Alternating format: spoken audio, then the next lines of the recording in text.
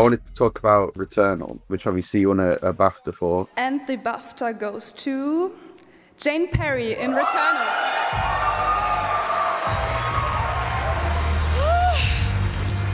Holy doodle. Gosh. Wow, okay, here we go.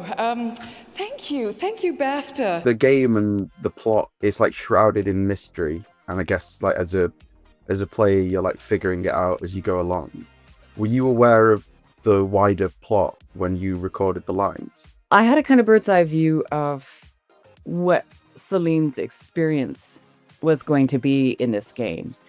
When you record a game, at least in my experience, they don't always let you in on the whole picture right off the bat.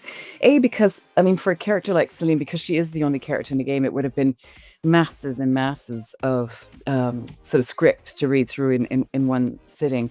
And also, I think it depends on the game, really, but sometimes they don't necessarily know how things are going to pan out. And there's different branches to a game and all that sort of thing. So sometimes you don't get the whole, point by point plot sequence before you start. So I had a sense of, what Celine was going through, this sense of crash landing on Atropos, the place that she's not even meant to be there, but she decides to go to follow this idea of the white shadow.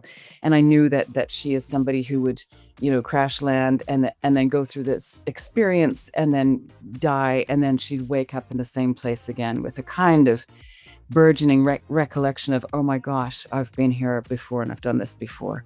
So, and then the finer points of it are explained to you, each day in the session. They'll say, okay, this is what's happening in this particular moment. And she has just had this experience and now she's about to do this. So using that information, then you find the kind of reality and the given circumstances of whatever the scenarios that you're playing. So that's kind of how that worked out for Returnal. Do you think not being completely aware of the wider plot was helpful in a way because you were almost in the dark like her? Absolutely. I think that really is helpful. I mean, it's an interesting thing, because if you're an actor in a film or a TV series, it would be really frowned upon if you hadn't read the script and if you didn't know the whole story and really have a good understanding as to the beginning, the middle, and an end, so that you could really, craft your character's arc through the story. But you're absolutely right. That can also work in your favor, not knowing. And there's some directors, I think, obviously in film and maybe not so much TV, but film who keep their actors in the dark so that they can capture that moment of discovery. And certainly in games, you will have that. And Celine doesn't know what's going to happen next. So I think that there is something useful in that parallel between actor not knowing and character not knowing. So absolutely. I also wanted to talk about, just because I'm kind of intrigued by this, what's it like recording like injury or death sounds? It's hard. That's the hard graft of acting in video games. I think when it comes down to those moments where you are either killing or being killed, they can be really difficult. Because physically it's quite demanding. As you can imagine, it's very demanding on your voice to have a death rattle or a scream or,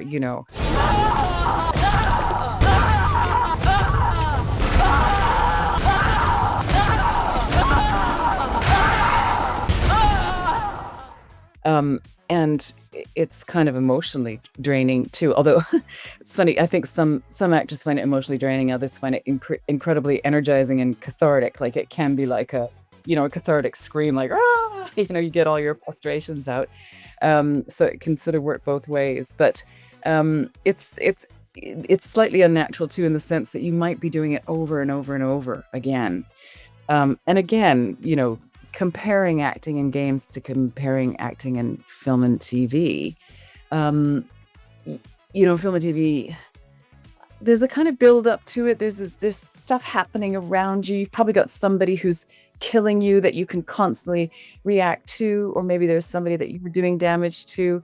And it kind of makes those moments easier. But in a game, you're really doing it by yourself. So you have to manifest that moment over and over and over again. And that can be quite tiring. And they tend to save those moments right at the end of a session. So say you're in for 4 hours, they'll do all the screaming and everything right at the end because chances are you might lose your voice, or it will certainly have impact on your voice. So they can just let you let it rip, and then you can go home and recover.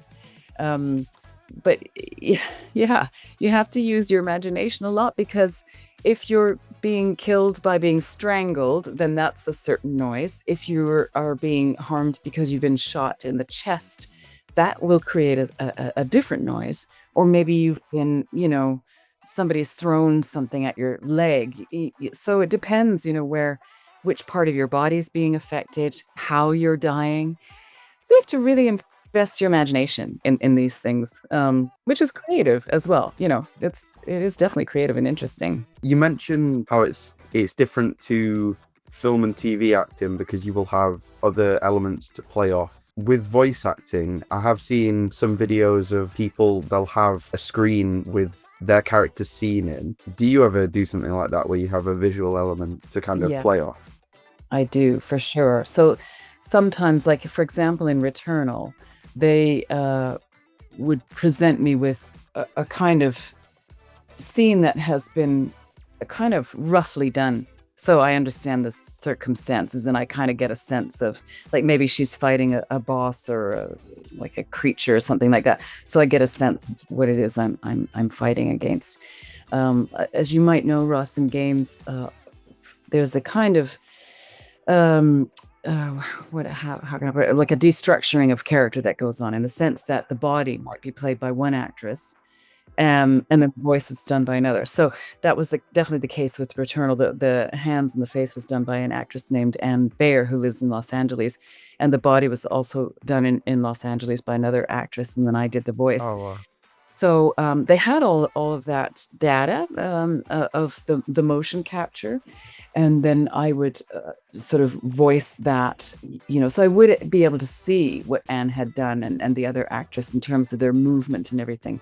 So, for example, if somebody's running and then stopping, you have to match what the breath might be like in those instances, and the action of stopping, and because we hear movement in our voices, and if the player doesn't hear that, if it doesn't match up to the physicality, then there's going to be a disconnection there.